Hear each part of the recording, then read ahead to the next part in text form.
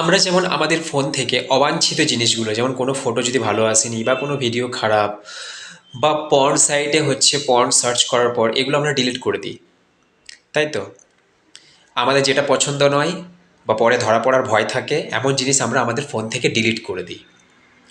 কিন্তু মোবাইলে এই অপশানটা থাকলেও, মানে ডিলিট করার অপশানটা থাকলেও, আমাদের মস্তিষ্কে যেগুলো ঢুকছে, যে অবাঞ্ছিত চিন্তাভাবনা, যে অবাঞ্ছিত মানুষের ব্যবহার, খারাপ মানুষের দুর্ব্যবহার, কেউ আপনাকে ঠকিয়েছে, কেউ আপনার সাথে বিশ্বাসঘাতকতা করেছে, এইসবগুলো কিন্তু আপনি খুব সহজে কিন্তু মাথা থেকে বের করতে পারবেন না।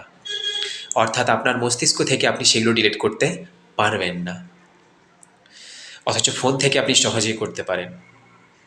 ফোন যাতে হ্যাং না হয় তার জন্য আমরা যেমন যে জিনিসগুলো দরকার নেই সেগুলো ডিলিট করে দিই, তেমনি আমাদের মাথা যাতে হ্যাং না হয়, আমাদের ব্রেন যাতে হ্যাম্পার না করে, আমাদেরও অবাঞ্ছিত বস্তুগুলিকে ডিলিট করতে হবে।